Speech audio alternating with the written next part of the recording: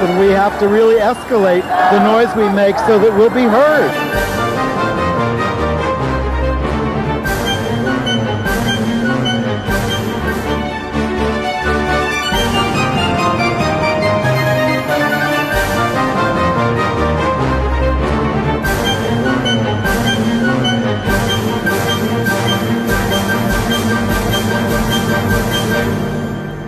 Welcome to Gay USA. I'm Andy Hum. I'm Ann Northrup. And we're here with the LGBT and HIV community's response to the State of the Union.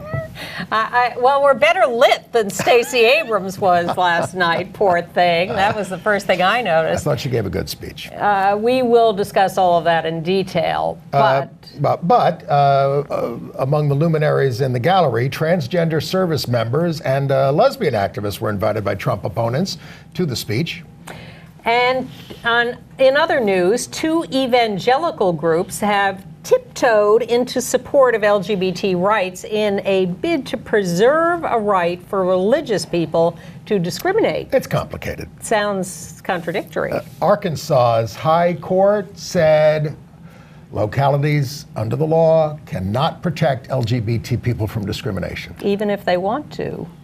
New Jersey, however, is moving to boost LGBT inclusion in school curricula. Kentucky has an anti-gay governor, but he doesn't want to pay the legal bills for Kim Davis. He says you pay them. We're sorry to report the death of New York gay rights pioneer Jim Levin at 78. And Babs Siperstein, the first transgender member of the Democratic National Committee, has died in New Jersey. Jussie Smollett took the stage in L.A. despite his recent anti-gay assault and talked a little about it. Opera star David Daniels and his husband were arrested for a 2009 sexual assault. Took him a while. A gay leader in Poland is founding a new progressive party. And I'm going to review a new gay French film from Christopher Honoré and an oldie but goodie on Broadway from Sam Shepard. All right. Shall we start? But we had an oldie and baddie president up there fulminating again. We did. I can't believe the number of people say, oh, I thought it was a good speech, you know. Well, in anticipation of it, Rise and Resist, the protest group, went to Grand Central Station here in New York City. Grand Central Terminal, thank you very much, you were correct. And they, in the grand old tradition, hoisted a banner to the ceiling with a bunch of balloons. And as I hope you can see there, it says, "Arrest Trump." Yes, on that very famous ceiling. And he should be arrested because, you know, how much did he talk about us? Really, hardly at all. That's a blessing, thank you. But he did slip in a line, which was much anticipated. What's he going to do about HIV? Oh, I'm going to end HIV in 10 years. And that's about it. That's about all he said. All right. Before we get to a deconstruction of that, which I'm prepared to do at some length, I found the part that really was stomach-turning to me, that really depressed me and made me upset, was the whole thing about immigration. Absolutely, and the border. all the stuff about the Mexican hordes at the border that are going to invade, and I'm sending the troops down. At least the New Mexico governor, by the way, just said, I'm pulling the troops back from the National Guard. And sheriffs in Texas have said, you know, he came here to the border and he didn't talk to us. He only talked to his ICE agents. He didn't talk to any of the locals about what's really going on. But his venom, his hatred, his bigotry. How do you think he got elected president? Please, I know. You don't have to tell me. That's the sad reality. But, you know, the White House billed this as a speech about we have to end division. He got up there at the beginning and said we all have to work together. We have to stop division and work for the people, blah, blah, blah. And then he goes into this hateful, disgusting, vicious speech about immigrants. And that is very appealing to his base, which is the whole sadness of the whole thing. I mean, you know, this is a week where some Democratic leaders were exposed for their horrible racist indiscretions when they were younger. Yep. And they're paying a price for it. Trump pays absolutely no price for any of this stuff. Well, I have to say that I half expected him to look out at the audience of women in white and make some joke about it being a Ku Klux Klan rally. And well, one of his campaign advisors said that all that was missing from them was the hoods. Wow. Yeah. All right. It was pretty, and yet, quick polling afterwards found a majority of people watching it like the speech. Well, he had moments of humor or humanity. Well, you can't go wrong praising World War II veterans and Holocaust survivors. I mean, that's it. That's reaching a little far back. Or being willing to laugh when the women all start cheering themselves when he talks about increased female employment. And they go, yeah, us right here, going after you. And I think Nancy handled herself well. Yeah, but then this whole thing about HIV. So leading up to the speech for the last week or two, they've been bragging about the fact that one of the big things in his speech was going to be a promise to end the HIV epidemic by 2030. Well, I thought we were ending it by 2020 in New York. That was the big push. These kinds of slogans have been rife for the last few years, but and there are a lot of things we can do to help. But ending the epidemic, what does that mean? We're going to cure everyone who has HIV? Well, no. We're going to stop transmissions. Well, we can certainly cut them dramatically. End them, maybe not. But they're talking about a functional end to the epidemic by decreasing new transmissions, and new actually, infections. He is the president of the United States, and he controls a lot of these agencies. So let's tell you what he's done over the last, what he's doing. They have cut in his budget the CDC HIV prevention by $149 million, that's 19%. Cut the CDC's STD prevention by $12 million, 17%. Eliminated AIDS educational training centers and special projects of national significance at Ryan White, and eliminated the HHS Secretary's Minority AIDS Initiative Fund, and cut housing funds to HOPWA. So that's what they've done, and that's only going to increase HIV infections. They also have cut Medicaid and are trying to cut that further, which 40%, I think, of people living with HIV are on. They have cut Obamacare, and are trying to eliminate that completely. And they're trying to limit the number and kinds of drugs for HIV that you can get on Medicare. Now, our associate producer, Bill Ballman, says that people shouldn't panic in the sense that it's a bad thing, but that it can be worked around and we can make sure people get the drugs that they need, but it makes it harder. They have also cut funds internationally for prevention. They have cut fetal tissue. America first. Cut fetal tissue research. America did get cut They first. have cut Planned Parenthood money. They are, taking away protections for LGBT people. He is instituting racist policies and rhetoric. They hate us. They really hate us. None of this is going to make any progress against HIV possible. So, where is this coming from and what is it? This is supposedly coming out of Health and Human Services and the CDC with new leaders who want to be committed to this strategy. And what is their strategy? Their strategy is more testing, making it testing routine, which is a very good thing. They should test everybody routinely to try to get a handle on who has HIV and how do they need to be treated and how are we going to make everybody undetectable so we can stop transmission. Because if you get into treatment and you are adherent to the drugs, within several months you will become undetectable and you will be unable to transmit it to someone else. They also want to emphasize for vulnerable populations, people at risk for acquiring HIV, PrEP, pre-exposure prophylaxis, taking Truvada once a day to lower your vulnerability to almost HIV. Eliminate it. But the problem is they're not in favor of sex education. They're not really in favor of condoms. No. And they so continue, even though the HHS secretary talks about cutting stigmatization, Trump is all about stigmatization. And none of this is really going to penetrate far enough to have a big enough effect. So From Trump's mouth, it's a cynical lie, as are many of the promises he's made over the years. He had a big press conference about cutting drug prices months ago, right? And there was a big story in the Times this week about how they were trying to go about that. But then we learn, and I was going to talk about this in AIDS news, but even though it's not an AIDS drug, something named Catalyst Pharmaceuticals is now charging $375,000 a year for a drug that treats a very obscure syndrome called Lambert-Eaton myasthenic syndrome, which affects 1 out of 100,000 people, but now they're going to have to pay $375,000 a year instead of what they were paying, which was nothing under the previous company that owned it, who just said, compassionate use, give it to them, what the hell. So these companies go around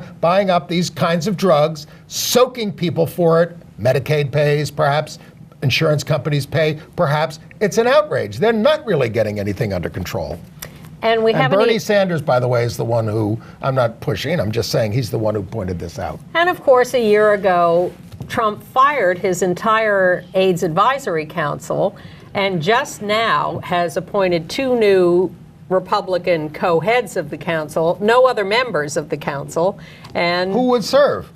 Well, exactly. I'm sure they'll round up some people, but and the HIV epidemic, great. We all want that, and we want people who are living with HIV to be taken care of, rather than just shunted aside while we worry about new infections. But we have no faith in this. No. Everything he has promised has not happened, and this is just some cynical ploy to try to look like he's compassionate and doing something. He held up a gay flag during the campaign and then has completely rolled back our rights. I mean, we talked last week about how he granted South Carolina the right to discriminate in adoption agencies. But he is able to find some people to take jobs. In the Interior Department, they've nominated a big oil lobbyist, David Bernhardt, to fill that position, the Interior Department. All right, so there were some responses to the State of the Union. Billy Porter went on Logo to give a 7-minute address, which was pretty good. HRC got some quotes from a lot of people. You can go to their website to find that. And Stacey Abrams certainly gave a shout out to the LGBT community and our rights and our right to marry. I would have liked her to be a little tougher, but I understand that was a strategy to present a different kind of face. Yes. And of course, in the gallery, everybody gets to invite somebody. So Nancy Pelosi invited an Army Major, Ian Brown, who's transgender, yes. And 4 other people, did that. Senator Gillibrand, Congresswoman Spire, Chris Pappas from New Hampshire, and Representative Donald McEachen from Virginia. Representative Leo Correa invited Marco Vilada, a former DACA recipient, we told you this story earlier this year, who was separated from his husband and left stranded in Mexico for 6 months, his marriage not being respected by the immigration authorities. And then Alexandria Ocasio-Cortez had Ana Maria Archila, the one who confronted Flake. She's an out lesbian activist as well. And they were both on the news, the 2 of them. Yes, and together in white. And wonderful. Yes. So it was, if you skipped it all, no big deal. In the meantime, Trump is giving us, I think, was this person confirmed yesterday? Naomi Rao, an anti-LGBT judge, who blamed sexual assault survivors for drinking too much once. That was one of her things. Cory Booker in the hearing asked her, because she has had some bad things to say about us, whether she thought LGBT people were sinful. And she refused to answer. And then some of our people criticized him for putting it in religious terms and said he should have just asked whether she would uphold the laws mandating non-discrimination or marriage equality or whatever. All right. But she wasn't talking in any case. Now, there are some other presidential candidates wandering around, and one of them is the newly heinous Howard Schultz, the former head of Starbucks. And he got an earful from our Rise and Resist and Reclaim Pride activist Andy Ratto, with his hands cupped. This was the heckling heard round the world. Yes. I have never heard heckling at a Barnes & Noble or anywhere else replayed as much as the one he did, where he called him a narcissistic billionaire a-hole. Yes, right? yes. And Andy has perfected this, and he He figures out what he's going to say. He waits for the exact right moment. It all gets on camera and on around the world, and it had a great effect. Schultz may drop out of the race. Well, before having gotten in. I would hope he would drop out of the race. My favorite thing I heard some commentator on MSNBC say was heckler 2020. Well, I asked Andy if he was going to run. He said, I'll be 35 in April. Well, all right. Yes. State news. In Virginia, the House of Delegates killed the sexual orientation and gender identity and expression non-discrimination bill that had been passed by the Senate. That's right. In Wisconsin, here's another judicial nominee for the Wisconsin Supreme Court, Brian Hagedorn. By the Democratic governor? I don't know. I don't know if he was nominated by the previous governor, but he, in 2005, equated Lawrence v. Texas with the legalization of bestiality. Oh, yeah. Well, I have something else on that down the road. Okay. Susan Collins of Maine was flooded with $1.8 million in donations after voting for Brett Kavanaugh. In the previous quarter, she only took in $140,000. So, after voting for him? After voting for Kavanaugh, she got $1.8 million. Wow. Well, our side, don't forget, immediately ginned up a whole thing to fund whoever was going to run against her. Yeah. But in the previous quarter, she only raised $140,000. In Arkansas, the state Supreme Court overruled the Fayetteville town or city ordinance that included sexual orientation and gender identity and expression, non-discrimination, because the state law does not have that provision. And what the court said was that local laws cannot go beyond state laws. Now, this is an ongoing argument. A circuit court had said it was okay for them to keep protecting people. Yes. But the high court said that they exceeded their jurisdiction. They did not rule on the constitutionality of the law itself. So our side is going to go back and try to make those arguments and see if they can get them before the court. Right. Our side was trying to make the argument that because LGBT people are mentioned in some other obscure state law, hate crimes or something, maybe. That therefore Fayetteville was entitled to pass this, but so far the state Supreme Court is not buying that. Okay. In Florida, a federal magistrate has recommended to the U.S. District Court for Middle District of Florida to issue a preliminary injunction barring Tampa from enforcing its ban on conversion therapy for minors on free speech grounds.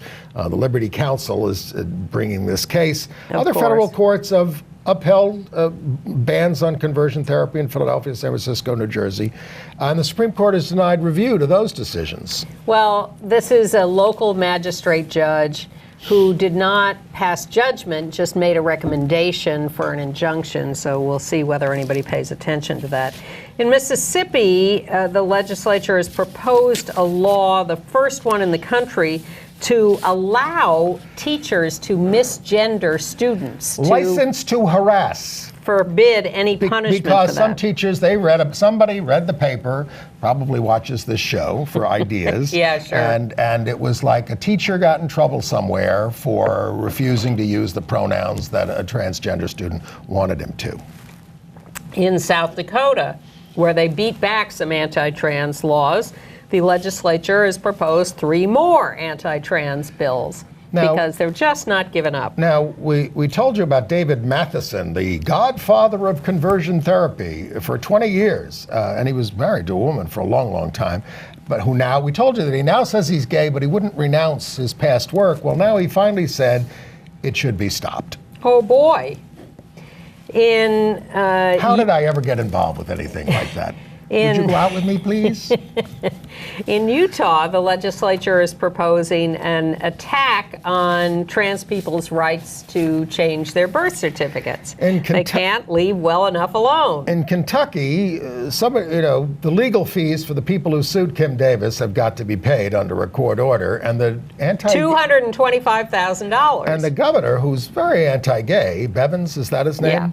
He says, Kim, you're going to have to pay it yourself. No, I don't think she'll have any trouble raising that from her followers with their, it'll be interesting. It'll be interesting to see whether the Alliance Defending Freedom or the Liberty Council will put their money where their mouth is, or poor Kim could be. We would recommend not contributing to this cause. In a little political note from New York City, the local Republican club has been having a fight over electing a new president. They were in the news last year because the Proud Boys. They invited someone to speak who was a member of, or a leader of the Proud Boys, and the Proud Boys showed up and a fracas ensued on the street. Arrests were made. Because demonstrators showed up and the Proud Boys attacked them, and there was this whole thing. So they had a presidential election for the club between a sort of standard older Republican and a younger guy who supports the Proud Boys. And then there was all this ballot box stuffing because you could become a member and vote on the spur of the moment. It's a way to raise funds. And the Proud Boys guy won. The young guy. So good. Let that that's define. What the New York City Republican Club is doing. I say good, but on the other hand, I don't like the rise of fascism. Yeah. Going back to New York and Alexandria Ocasio-Cortez, she was giving an interview and she said almost every single person can acknowledge some privilege of some type. I'm a cisgendered woman. And she said that that was her privilege, and no matter how poor my family was when I was born. In New Jersey, the governor, Murphy, Democratic governor, has signed a mandate for expanded school curricula that include LGBT history and issues. Or political, economic, and social contributions of individuals. And those of people with disabilities, too. It starts in the year 20, school year 20 and 21. By the way, I didn't realize this, 2 state legislatures for the first time have women in the majority, Nevada and Colorado, in the Colorado House. Yeah. You knew that. I did. But maybe our viewers didn't. Let's take a moment for a lovely, pretty picture of Jupiter. This was taken from the Hubble telescope, and it looks like the Obama. No, it looks like the transgender flag. The pink and blue and white, or all those colors are there. So perhaps Jupiter is a transgender planet. Maybe. And we just don't know about it. There's that Harvard astronomist who says there's a sign of extraterrestrial life buzzing around Jupiter. Oh. Okay, and there was another one. Didn't he also say that one of them has landed here? Yeah, maybe. Okay. I'm going to look at you a little more closely. Okay, we never know. But it was Invasion of the Body Snatchers. Such a pretty picture. All right, in Georgia, we go there? No, not yet. Okay, we're up here. Oh, yes. Yes. Georgia, yes. In Georgia, trans teen Charlie Baum crowned homecoming queen at the Forsyth, that's Charlie with her mom, at the Forsyth Central High School, overcoming death threats and plenty of public humiliation at school. The honor made her feel like a normal girl, not an oddity or an outcast. There was an initial concern, were they just doing this as a goof, like Carrie or something like that. Well, she'd been under attack for a long time, so she was amazed. She carried herself off as a queen, and she did very well. Forsyth County is not exactly liberal territory. But we have the Proud Boys in New York City, so what am I saying? And Jussie Smollett has been in the news after his attack on the streets of Chicago. There was a rally here in New York City on a very cold night that about 100 of us went to. Including you. Yeah, I was there. By the Plaza Hotel. Yeah, just because it was a central location in the park there. But he said, and then he showed up in L.A. at a club performing, singing. Something that was pre-scheduled that he decided to show up for because I couldn't let them win. Well, he also said, I was not an isolated incident. This happens to a lot of people, and hate crimes are up across all categories.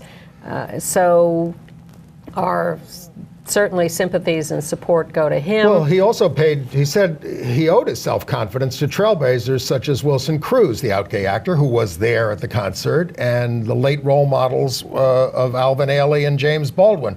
Now, police did find surveillance footage that shows potential persons of interest in this case, and a woman in his building said she saw a suspicious person outside their apartment building holding what looked like a rope at one point. So some pieces of the puzzle are coming together here. Oh, we'll see. And Ellen Page got a lot of attention for showing up on the Colbert Show and talking about homophobia and climate change very emotionally. She did. Yeah, so that was... About Mike Pence especially. Yeah. In California, thousands of gay jumbo squid are getting it on off the coast. Now, I am not going to... I read the details, and this is a family show, and I am not going to explain how they were doing it. But it's very, it's the whole point is it's everywhere in nature. Correct, and when people call it unnatural... Everywhere in nature, and we've known that forever. And there are people who say animals don't do it. Well, yes, they do, and now we have the giant squids to prove it.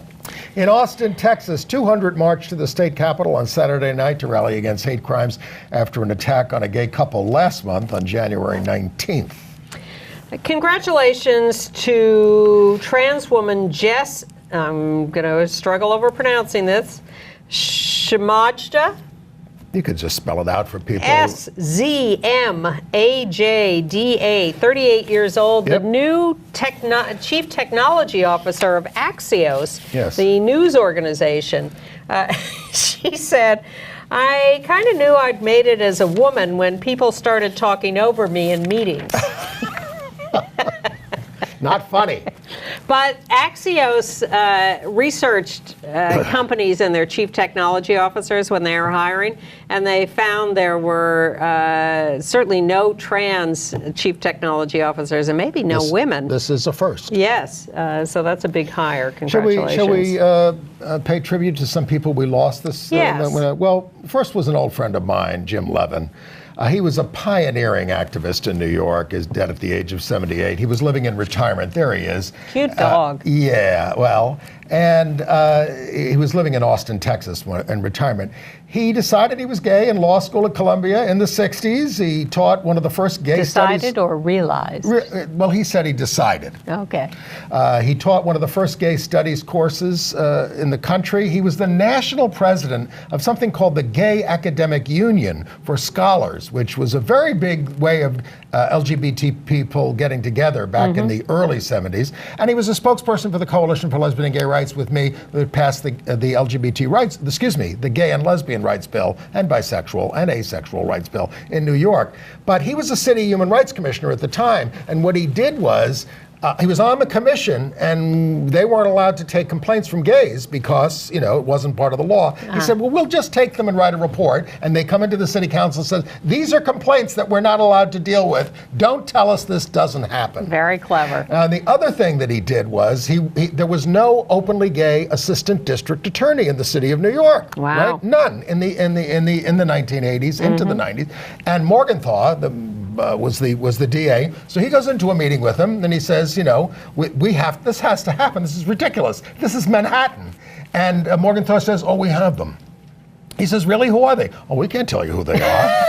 When was this? This is in the 80s, late 80s. So he says, if you don't do this, I'm supporting C. Vernon Mason against you in the next election. Chris Lynn was in the meeting, my friend, who's also a lawyer, and Ed Koch, the mayor, calls up Chris Lynn and says, what's Levin's phone number? I don't know. He says he has got to apologize to Morgenthau for that, for threatening him. He can't do that. Long story short, because of all this, within a few weeks, Tom Hickey, out gay lawyer, was appointed as an assistant district attorney. Thank you, Jim. And he also hated Morgenthau because Morgenthau went along with all these arrests of gay men in restrooms, yes. Most of which were phony. Yeah. I mean, cops used to just go in the restroom at Penn Station. If somebody looked gay, they arrested them. Yeah. And who's going to believe the other? That happened a lot in New York in those days. Yeah.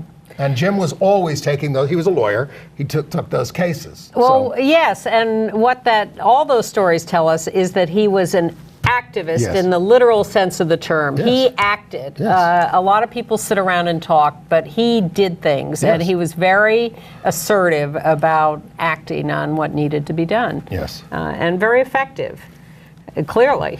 All right, so also very active and very effective, Babs Siperstein in New Jersey. She was a longtime activist, a trans woman.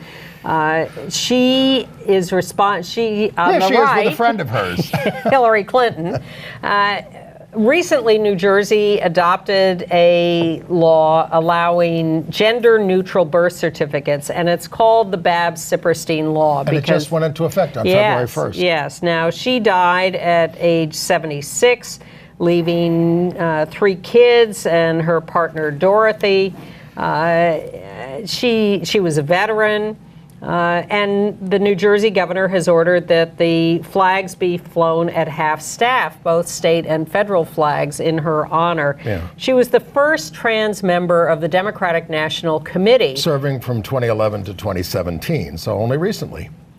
Well, I think actually she started serving in 2009, but she was put on the executive committee in 2011. She was, again, a very effective activist within the system to get things done. And beloved, the tributes that I've seen flow in about how she was so open and generous about helping anyone who came to her for advice or help.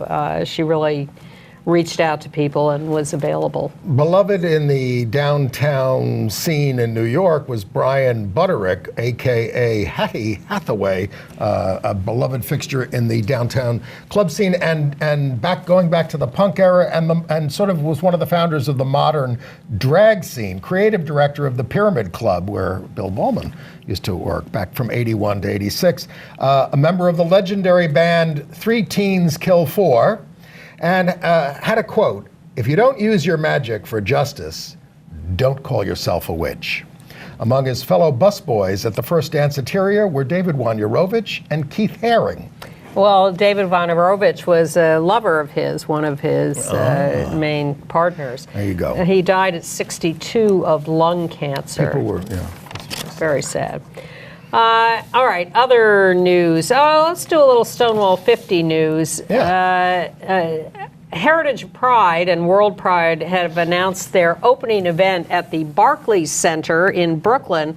We're not thrilled with that because it is managed by the organization of Philip Anschutz, who is a notorious right-wing, anti-gay billionaire who gives a lot of money to right-wing causes. Now, everybody appears at the Barclays Center or plays sports there or whatever, but do we really want Heritage of Pride doing business with Philip Anschutz? Whatever. Right. And the other thing is, well, there are a lot of Stonewall 50 things cranking up. A lot of events coming up this month and next at NYU. Check their calendar for Stonewall 50, or just check the calendar of the Stonewall 50 Consortium. They have a combo calendar of 200 organizations and all their events. If you go to stonewall50consortium.org, you can just go day by day through all the months of the year and find out what's happening connected or in honor of Stonewall 50. It's a great and important anniversary, but I'm exhausted already just thinking about it. That's because we're trying to... I mean, Armistead Maupin wrote a piece in the 1970s called Juned In and Gayed Out. And that was just the month of June coming around every year. Well, this is going to be the whole year. And we're still working every day very hard on constructing the Reclaim Pride Stonewall 50 alternate march. If you want to sign on as a supporter or get involved, go to reclaimprideny.org. And Congregation Beth Simchat Torah, our LGBT synagogue, signed on this week, and they said, we had a board meeting about it, and, you know, we said our members can do both. They can go to one or the other. We'll be in both. They can make their choice, but we will endorse this as well. I thought that was a brilliant idea. And we've always said you can march with us because we're part of this, and you can still go downtown if you want to have the Mardi Gras parade. Yes. It'll be going on for 9 hours. But we think... Or maybe 12 or 15. Clearly, different people want different things, and some want the political people's march that we're doing, and some want the corporate Mardi Gras that Heritage and Pride is doing. Not to prejudice the issue. Not to make judgments, but seriously, major organizations have been holding back, have signed on, as they traditionally do with Heritage and Pride, and we've been urging them to support our march too. And for CBST to take the lead in endorsing both is, I think, an excellent model. I am calling their decision Solomonic. Yes, well, I was going to, but then I didn't want to split the baby, because that was not a good idea. All right. California has a bill, this has gotten a lot of attention, to prohibit medically unnecessary surgery for intersex babies. Now, 1% to 2% are born with variations in sex characteristics, and people born that way are now going to have the right to informed consent before undergoing potentially harmful genital surgery. In other words, the doctors and the parents are not going to be able to decide. The person can decide what they want to happen with their genitals down the line. Often what happens is babies are born with maybe small penises and have male chromosomes, but are assigned female and have that small penis cut And parents off. panic. And then Make them one or the other. And yes, and then the child grows up and says, wait a minute, I'm a boy. And all hell ensues. All right. The American Bar Association, on the heels of South Carolina's Child Welfare Agency being given the right to discriminate religiously in adoption and foster care, adopted a resolution supporting LGBT parents and said that was mandated by the Supreme Court's Obergefell decision that said all married couples should be treated equally. These kids in South Carolina are going to grow up and say, I had the chance to be put with a nice gay couple and you may put me with these other people. Anyway, Virginia, the Court of Appeals has rejected a challenge to this, you mentioned bestiality, to the state's anti-bestiality law. A guy had a threesome with his girlfriend and her dog, and for some reason told the police about it. So much for allowing homosexuality leading to allowing bestiality, because they held the line on bestiality in Virginia. Well, although not on a lot of other things, apparently. It's hard to follow that story. So I think we ought to talk about David Daniels and his husband, Scott Walters. Okay. David Daniels is a very famous opera star, and so famous that the big opera fan, Ruth Bader Ginsburg, married he and his husband. Exactly. But some years ago, he was performing in Texas.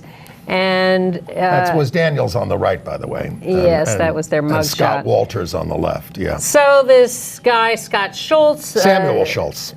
Oh, I'm sorry. Scott Walters is the husband. All right, that's why I wrote it wrong. Right. But he went backstage and became friendly with them. At the age of 23, very awed by them. And they all went home and want to have a drink? partied. I didn't really want a drink. He had the drink. He blacked out. He woke up naked, bleeding from the rectum. So he charged them with rape, and now they have finally, 10 years later, been arrested and charged. They arrested in Michigan, and he taught at Michigan. He's, he's on a paid leave there from there. They say it was consensual. Well, of course, it doesn't help that their lawyer is making these snarky remarks about, oh, this guy who didn't even have a singing career, and he's like, and he's just riding the Me Too wave. And they don't say things like that if you're their lawyer. Just shut your mouth and let it play out. In Houston. And he is, by the way, Daniel's being sued by another student for groping, so it's not the first time this has happened. Can we do the related story, sort of the gay men's chorus of Los Angeles? Sure, go ahead. I was going to skip that. The board chair there, John Duran, is stepping down amidst charges of sexual harassment of people in the chorus. He's the mayor of West Hollywood. Exactly. He denies wrongdoing. Three members are charging him, and they say the leadership did not follow up. Whatever. In Houston, Doc Green, a right-wing radio broadcaster, was ejected from a library because he had a gun and he seemed to be going after Drag Queen Story Hour. Oh, right. He said homosexuals are molesting children. He was escorted out of the library. Now, we told you about an anti-LGBT attack last week in Philadelphia, and it's now being reported that it was a gay-on-gay attack. It happens. And the motives to be determined Okay. How about Disney? They're going to hold their first official... I was saving that for international news because it's Paris. Yeah, it is Paris, but I mean, it's the Disney company and they're American. Well, for many, many years... They're going to have magical pride, and it's the first time. Well, because for many, many years, LGBT people have just taken over Disney parks, declaring Gay Day at Disney. Everybody shows up in a red T-shirt, and they just take it over without any official sanction. Our viewers, Shep Wannon and Andy Taines, have gone to that together. I'm sure we know many people who have. But Disney has now decided they're going to profit off of this, so they're declaring an official but in Paris. Magical Pride as an experiment at the Paris Disneyland to see how that goes. Now, we didn't talk about this evangelical thing, right? No. 2 evangelical groups have endorsed adding sexual orientation and gender identity to the federal non-discrimination law, the Council of Christian Colleges and Universities and the National Association of Evangelicals, because they say we're trying to protect our religious freedom, so we want to go along with this and make sure we get these religious protections. They're calling it the Utah model. I see. I was wondering whether they were endorsing the Equality Act. Well, not they quite. Are not. Not only are they not endorsing the Equality Act as written, but they're calling this the Fairness for All campaign, and they voted for it unanimously, and then when reporters started calling them, they can't get anybody to talk about it. You see, if you work in the university area, even in the evangelical thing, they're young people. They don't want you to be anti-gay. Right. And that's why they're stepping out on this. But the Southern Baptist Convention called it counterproductive. Don't do this. It's the devil is getting inside the tent. When the highly compromised Utah law was passed some years ago, there was a great brouhaha about whether we should get behind it because it was seen as so friendly to religious discrimination. Right. And a lot of people warned that if we supported this, this was going to become the model down the road and we would lose a lot of protections. Well, they're going to try. Of course, if the Republicans were smart, they would have passed it with all that crap in it when they had the chance. Of course. Well, meanwhile, the Heritage Foundation held a meeting in Washington with so-called feminists. I refuse to define them that way. These are the trans exclusionary radical feminists, the TERFs. Who sat there on a panel just blasting trans people. How can you ever accept an invitation from the Heritage Foundation? But then there are limits. Well, if you're in fact quite conservative in the end. Well, they're not. But meanwhile, they say they're not conservative about everything else. Well, they say. But meanwhile, Congress was holding hearings with parents of trans kids and hearing them quite sympathetically. Of course, they were all the sympathetic Congress members. Now, the group called USA Powerlifting has banned trans athletes. And this is in contrast to most other major sports organizations. And in North Carolina, the Department of Motor Vehicles is making it easier for people to change their genders on their driver's license and their ID cards. And in D.C., well, we've told you about the Christian school in Virginia where Mrs. Mike Pence is teaching. You're not allowed to work there if you're gay. Or be a kid there if you're gay, or be a parent of a gay parent of a kid, then your kid can't go there. And if you are a parent who supports LGBT rights, forget it, your kid's not going to that school. I can't tell you the number of people who were signing in on Facebook last night and talking about the glances that Mike Pence was shooting to some of the pages. Just something that they were observing. Well, meanwhile, a K through 8 elementary school and middle school in D.C., which used to have athletic contests against Emmanuel Christian, this school said, we're not going there anymore. Our students do not feel safe there, our LGBT students and our other students who support LGBT students. So we will compete on our territory, but we will not go there. All these states that have passed laws that you have the right to discriminate, businesses, the vast majority of businesses don't want to go there. They want your money. All right, international news? Yes. Okay. The film Boy Erased, which we've talked about here, I favorably, won't be released in Brazil. Now, Universal says it's for commercial reasons, but LGBT activists are very upset, and they think it's because they don't want to. The company doesn't want to offend the Bolsonaro regime. Did he die yet? It will be released online or streaming or something. Brazil's Council of Psychology banned conversion therapy in 1999, but a judge overruled that in 2017. But it is going to be released for home viewing. Yeah. Let's talk about Toronto and Bruce McArthur. Oh, God. Bruce McArthur, 67 years old, was the guy who was a serial murderer of gay men in Toronto, but the police didn't pay attention to missing persons reports, so because it took they were gay. Took them a lot of they'll years. turn up. They'll turn up. Yeah. They'll turn up. They didn't do anything. They didn't investigate it.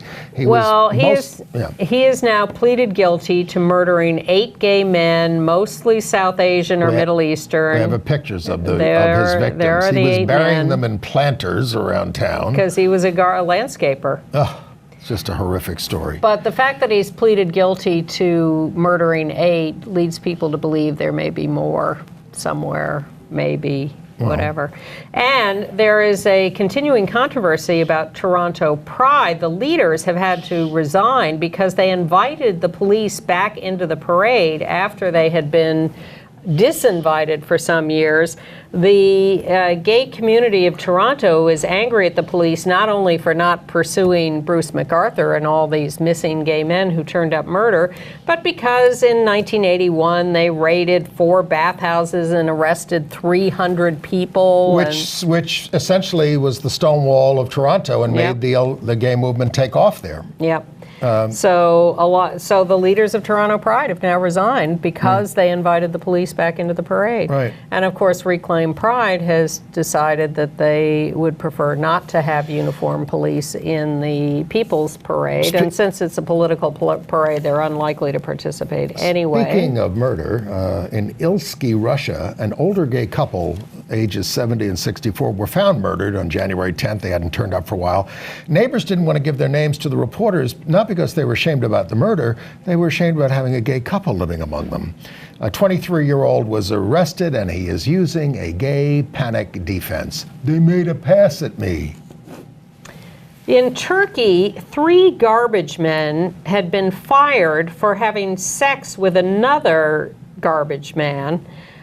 They went to court on this, and the court ruled in the first case that they had been, that the one guy in the first case had been illegally fired.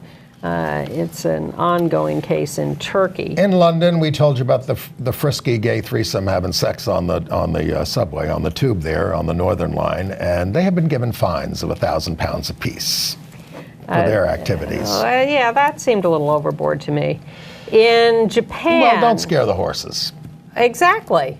Oh, what they did was overboard. You don't think the fines were overboard? No, I thought what they did was overboard. Yes. Really. I mean, really. Get a room. Yeah, exactly. I wouldn't like it from any configuration of people. No, of course not. No. So in Japan, Chiba is the first city to hold a ceremony recognizing same-sex couples and their partnerships. Not marriage, but partnerships. They get a certificate that will convey some benefits, like the right to apply for public housing. Well, that's how we got started in visits. New York with a registry. Yeah, and in Japan, 13 same-sex couples are filing marriage equality lawsuits on Valentine's Day. Right. And I'm excited to hear about this guy in Poland. He is Robert Biedron. The ex-mayor of a city there. He's openly gay. He's 42 years old. And he's starting a new progressive party called Spring. And it focuses on rights for women and LGBT people, among many other things. Now, this is a little risky in Poland, where the very liberal mayor of Gdansk was just murdered in a public stabbing, and where a very conservative government... By a person... Now, there's a lot of tumult in Poland, but that was by a person who was pretty deranged, yes. I apologize for the use of that word. Pope Francis acknowledged the problem of sexual abuse by nuns, by priests and bishops. He mentioned India, Africa, and Italy. He did not, however, go on to ban heterosexuals from the priesthood. There is a new president in El Salvador, which we thought meant good news, but it turns out that he has been quoted quite clearly as supporting only man-woman marriage. Now, since all the Central and South American countries are under orders to legalize same-sex marriage, This is not looking good. In Berlin, you know, they have a monument honoring the LGBTQ victims of the Holocaust, and it was vandalized with black paint this week. In Australia, the Conservative government wants to give $4 billion over 10 years to Catholic schools that kick out LGBT teachers and students. The LGBT organization in Australia, Just.Equal, is very freaked out about this. In New York, we give hundreds of millions of dollars in aid to Catholic and Jewish and Islamic organizations which are anti-gay. Which you regularly complain about as well. You it's should. outrageous. Yeah. In Manchester, England, they've doubled the price of a ticket to Pride up to $92 US. So you got to pay to get in. And in Cuba, the evangelical pushback on same-sex marriage is on. I read this and I say, whatever happened to godless communism? All right, entertainment news. Yes, did you have any other, you didn't have any other AIDS news? We covered that. No, I did. I folded it into our commentary on Mr. Trump. We've talked endlessly on this show about the same-sex ballroom dancing documentary Hot to Trot. It is now available on iTunes, Amazon, and on DVD, if anyone is still buying DVDs. The Pet Shop Boys have a new video called Give Stupidity a Chance. It's a response to the current world madness. There's a new movie opening this weekend, Gospel of Eureka, which is about Eureka, Arkansas, and sort of the evangelical community doing a passion play versus the drag community doing shows. I thought it was a little flat, but they're really pushing this movie. It opens here this weekend. I heard Gene Robinson, the bishop, is going to be Bishop Gene Robinson is going to appear with the directors of the movie after the 7:15 show on Friday at the Quad, if you're interested in that. Well, I was at the Quad because that's where Sorry Angel is going to be playing starting on February 14th in a sneak preview and then on the 15th. This is a new one from director Christophe Honoré. He did Love a movie, but this is a gay story set in Paris and Brittany in 1993. So AIDS plays a role, and it has almost every combination of love and desire being played out by a very attractive and compelling cast led by Pierre Deladonchamp, and who plays a 35-year-old writer, and Vincent Lacoste as Arthur, who is just starting out in life. And it's very sexy and surprising and thoughtful. Older than 3, I hope. He's 23, I think. You said just starting out in life. Adult life. I had to ask. Adult life. You mentioned the age of the adult other guy. Life. Okay. The best line in the play is, in the movie is, life is more surprising than film. The Stupor Bowl, which it really was this year. Stupor? Stupor Bowl. Yeah. Was horrible. I only have it on in the background. It was I don't horrible. watch it. It was horrible. The halftime show was horrible. The commercials weren't very good. But we do have one gay angle on the Super Bowl, and that is a CBS cameraman who is an out gay man and puts rainbow flags on his cameras and decorates his shoes with rainbows. Scott Weiner, 34 years old, and his bosses say he is the best prepared cameraman at They only have these about events. 100 cameras. Well, he's the best prepared. He's the best one. Showtime has confirmed the return of the L Word. And you're happy, yes? I love the L Word. Okay. It's coming back this fall. Eileen Chaikin is back as executive producer. It went off the air about 10 years ago. They're filming 8 episodes, which will premiere this fall. And I love Harry Belafonte, and the Harry Belafonte story is going to be coming to Broadway as a new musical by producer Ken Davenport, who did Spring Awakening. So I will look forward to that. Next month, on March 14th, the new season of Project Runway premieres. They're currently doing the All-Star season, but regular contestants, March 14th, it's going back to Bravo from Lifetime. Heidi Klum and Tim Gunn have disappeared, replaced by Carly Kloss and Christian Siriano. But the news is that there will be, for the first time, an openly trans model on Project Runway. Now, I do not always like Sam Shepard of blessed memory. I liked his acting sometimes more than his playwriting, but he wrote True West, and this was one of his most successful plays back in 1980, I think. And they've revived it on Broadway with Ethan Hawke and Paul Dano as very different, estranged, really, brothers. And the first act is extremely intense and unsettling just to watch it. And then the second act gets very crazy. But these are really great performances, these two guys. And there's some supporting characters are doing a terrific job. So True West on Broadway. We're falling into our stereotypes. You're seeing the male movies and plays, and I'm celebrating the L word. I mean, I didn't even know what Sorry Angel was really about when I went to see it, but it was pretty male. Although there are some very attractive female characters in, and there's some bisexuality and blah blah blah blah blah in there. There's something for everyone, but it is mostly male. Big announcement from GLAAD, the New York GLAAD Media Awards on Saturday, May 4th will honor, as their advocate for change, Madonna. But how do you feel about them dropping from consideration Bohemian Rhapsody because Bryan Singer was getting into trouble over a sex abuse scandal? Ridiculous. It is kind of ridiculous. They're going to punish everybody in the thing. They already took. Well, they took him off the movie. He was fired, but they couldn't take his credit off. But they fired him. And he wasn't fired over sexual abuse charges. He was fired because he was a jerk. I would eliminate it from consideration because I thought it was a bad movie, but me. That's what you get to do when you vote.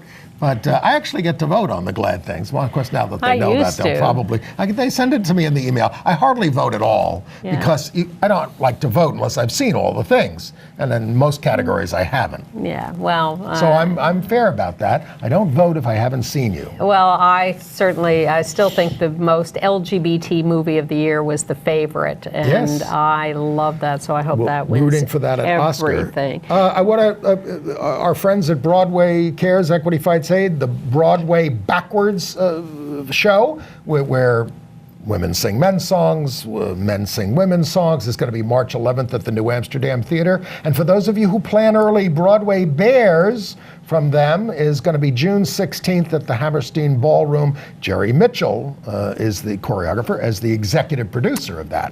Opening in Miami this weekend at the Frost Art Museum at Florida International University is a really great show. To survive on this shore, photographs and interviews with transgender and gender nonconforming older adults. We have a couple of pictures from the show. There's one. These are photographs by Jess Dugan and Vanessa Fabre. And there's going to be a lecture this Saturday and an opening reception. It's a magnificent show. The New York Times wrote about these photographs recently. And should we fly down? We can walk. It's there through April. Okay. But it's tied to Stonewall 50. It's just one of many events all over the country that are celebrating and acknowledging Stonewall 50 in many different ways. So that's at the Frost Art Museum in Miami, opening reception this Saturday. And if you have things around the country that you'd like to tell us about that are happening in your community that you would like everybody to know about, let us know. We can always stick it into our show note. And if you go to our website at gayusatv.org, you can sign up for our weekly email and get a preview of the program and notes like that. And only one email a week, we promise. Yes. So we will see you next week. Thank you.